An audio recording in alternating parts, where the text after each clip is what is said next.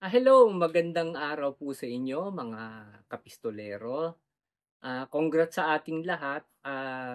Alam niyo naman ang magandang balita, pumasa na po sa House of Representatives yung ating pinaka-aasam-asam na amendment sa firearm law natin, ang RA 10591. So, congrats sa ating lahat, team effort po ito. Sa episode kong ito, gusto ko lang pong sagutin yung mga frequently asked question, yung mga madalas na tinatanong sa akin kasi umuulan talaga ng messages sa ano ko 'no, ng tanong sa aking Messenger at yung mga ibang tanong din sa ano, sa Facebook page ko. So, sasagutin natin ito sa abot ng ating makakaya at base dun sa live namin kagabi. Sa mga hindi po nakapanood ng mga live namin, tinake note ko naman yung mga tanong at sagot nila Doc Lawrence at ni Attorney Brian. So, umpisahan na natin. Well, unang-una, yung tanong sa atin ay tungkol sa inside the waistband holsters, yung IWB. Sa mga hindi nakakaalam, ano, mga hindi nakakaalam, ang IWB is inside the waistband holster. Ang tanong niya, sabi niya, "Sir, good afternoon. Sir, baka pwede kang mag-live or gumawa ng video para malinawan yung mga kapwa stakeholder, kagaya natin sa inside the waistband." Kasi pansin ko sa page ng responsible gun owners, nagtatalo-talo pa rin sila about IWB kung pwede na ba or hindi pa. Thank you sir, really appreciated your effort para sa ating mga gun owners and gun enthusiasts. Sa kasalukuyang batas ay hindi pa po pwede ang IWB, pero sa batas na pumasa kamakailan sa mababang kapulungan ay pwede na po. Regarding dun sa IWB, wala talaga tayong mababasa na word na IWB doon sa amendments. Kasi ang nakalagay doon ay which entitles such person to carry any of his, her registered or lawfully issued firearm in any concealed manner outside of the residence for the duration and purpose specified in the authority. So, ibig sabihin yan, yung word na in any concealed manner, pwede nyo pong dalihin yung inyong firearm, registered firearm na merong PTC FOR in any concealed, basta nakatago siya. Meaning, pwedeng nakalagay sa bag, pwedeng inside the waistband holster. Kaya sa mga naghahanap ng word na IWB, wala ko talaga kayong mababasa kasi nakalagay na nga dito in any concealed manner. At ito pa yung isang ano, madalas na katanungan sa akin ano, yung mga exemption sa threat assessment. Kung kasama daw ba ang marine engineer. At sa mga nakakausap kong mga ibang engineer na nag-apply sa PTC Secretariat, ang hinihingi kasi sa kanila mismo yung PRC card. So, yung iba kasi mga engineer gaya ni Charles na isang computer engineer, wala talaga silang mga PRC card na nai-issue. Kaya nga si Charles hindi makakuha ng ano ng PTC FOR ano. Wag kayong mag-alala sa pag gagawin na po yung ano, yung IRR, ibo-brought out natin ito. At tungkol naman dun sa mga fees, sa mga bayarin ng PTC ano, kagabi napag-usapan din namin ito. Pero ito yung katanungan niya. Sana daw pati yung bayad daw sa PTC ng mga ministers or yung mga pare, yung mga gano'n, mga religious na ano, na pare, ministro, rabbi, ay bumaba na lang daw ng 200. Sabi niya kababayad ko lang po ng 12,000 samantalang ang religion ay non-profitable institution at ang ministro ay exemption sa tax.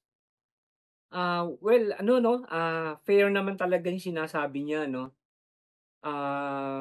Huwag kayong mag-alala sir, ibo-brought out din natin ito sa paggawa ng IRR. Ipo-propose natin ito.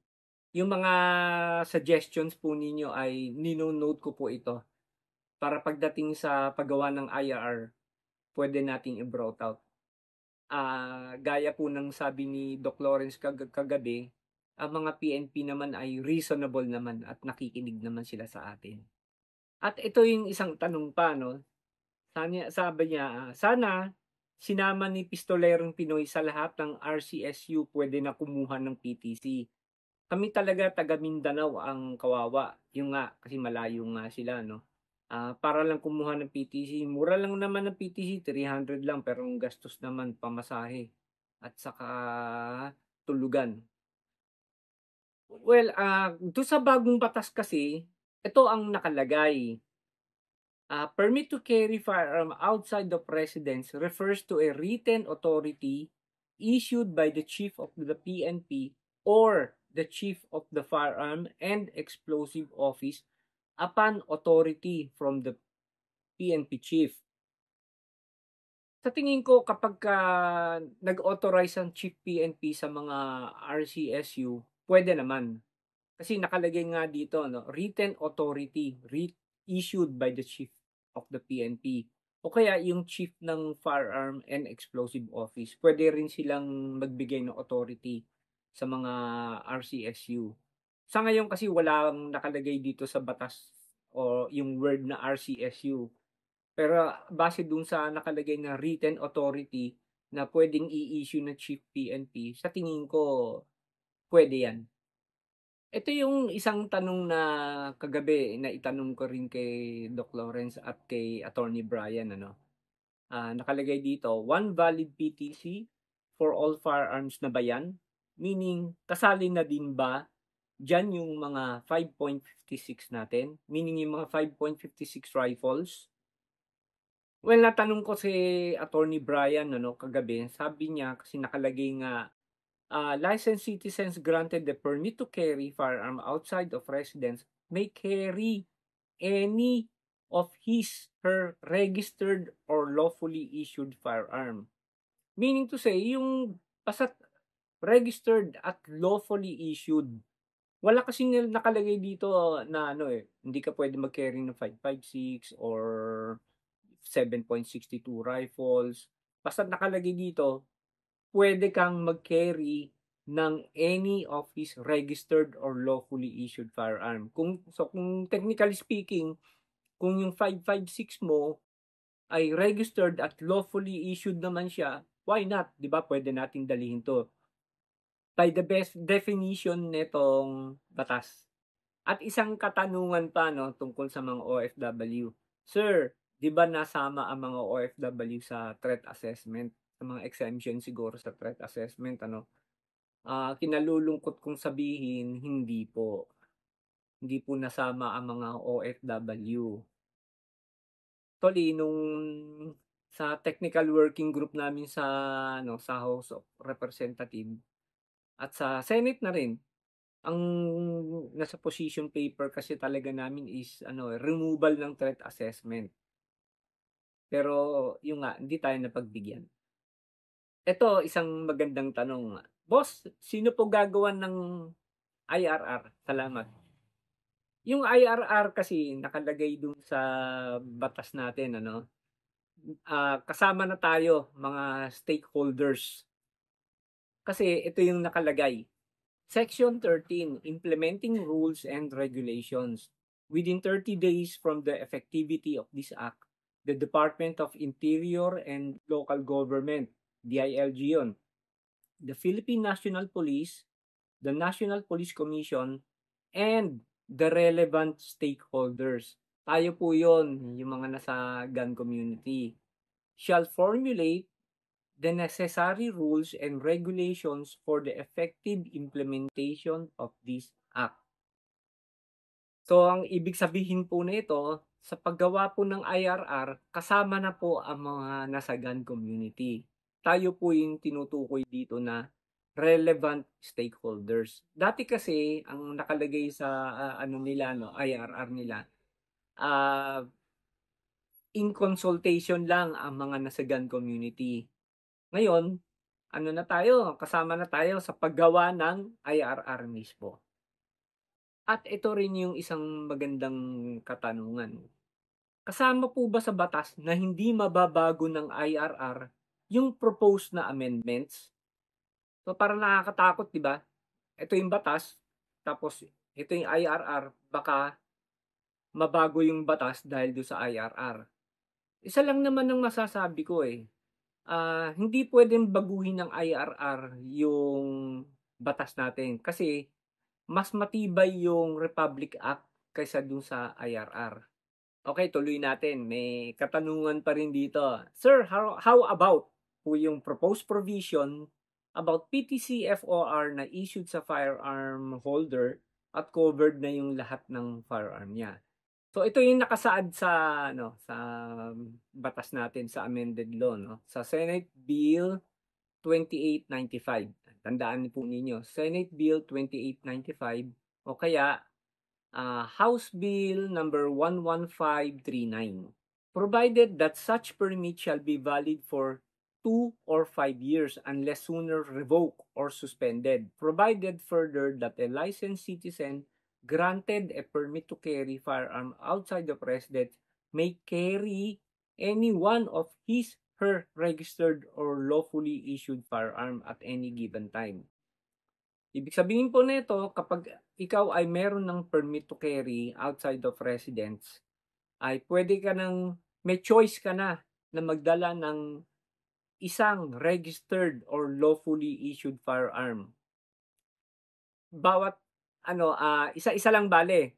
For example, Monday ngayon gusto mo mag-carry ng G26 o Tuesday pwede ka mag-carry ng Taurus G3 mo o Wednesday pwede ka mag-carry ng iba namang firearm.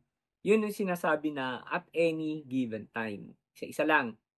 Pero kapag ikaw ay sports shooter, ito nakalagay. Sports shooter may carry any 3 of his registered or lawfully issued firearm at any given time. So kapag ka ikaw ay sports shooter, pwede ka magdala ng 3 firearm mo. Ito na nga yung sinasabi, kahit daw yung 5.56 o shotgun, pwede mo ring dalihin. Ito basta't concealed. Ayan, yung word na concealed, yun yung magic word. Kailangan concealed, nakatago. Hindi pwede yung rifle mo, sasakay mo na lang basta sa kotse na hindi naka-concealed. Pwede mo ilagay sa isang gun bag or pwede mo isang lagay sa, basta naka-case, yun yung tinatawag na concealed. Itong isang tanong na medyo makaka-relate yung mga engineer na walang PRC card, gaya ni Charles, yung kinukwento ko nga sa inyo kanina. Kasi sabi niya, kasi last na tanong ko po sa PTC FOR Secretariat, tanging PRC holder lang pwede, kaming mga aircraft mechanic, aircraft mechanic siya, na bibigyan ng RTS, Return to Service, aircraft tinuturing na LAE, Licensed Aircraft Engineer, ng among company, di pa rin daw exempted kasi magbibigay kami ng certificate galing sa company namin. Sana ma-open po ito sa IRR pagdating sa PNP. Sad to say, ang hinihingi nga kasi talaga sa PR, PTC FOR Secretariat ay yung PRC card. Alam naman natin hindi lahat ng engineer talaga may mga PRC card gaya ni Charles na isang computer engineer. Ito, yung aircraft engineer, mechanic, yung mga ganon. Wala silang mga PRC card. Pero meron silang kasulatan nagpapatunay na talagang engineer sila. Siguro pwede nating i-brought out ito sa darating na IRR, sa consultation, sa paggawa ng IRR. Hindi na pala consultation, kamali na naman ako. Huwag kayong mag-alala, mga stakeholders na to. Pa-brought out natin to. At ayan mga kapistolero, sana nalinawan natin yung ibang mga tanong ninyo na sana nasagot ko rin yung mga frequently asked questions sa akin sa Messenger at sa Facebook page ko. And payo ko nga sa inyo mga kapistolero, kailangan alam po ninyo yung batas. Pwede naman ninyong ma-download yung yung Senate Bill 2895, nasa website naman ng Senate 'yon. And ito, isang option 'to at magandang option na puwede niyong basahin.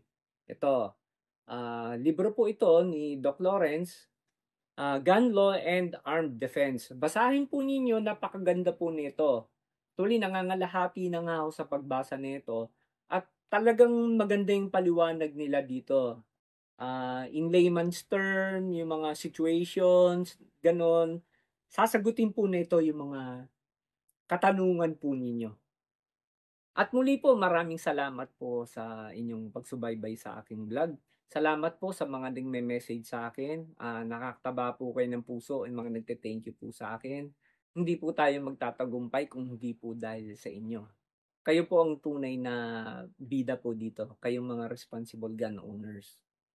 Sa mga hindi pa po nakakapag-subscribe sa aking YouTube channel at sa mga hindi pa po nagfa-follow sa aking Facebook page, konting lambing lang po. Sana po mag-follow at mag-subscribe po tayo. Muli po, ito po ang inyong abang lingkod, si Pistolerong Pinoy po. Nagsasabing, be a responsible gun owner and to God be the glory.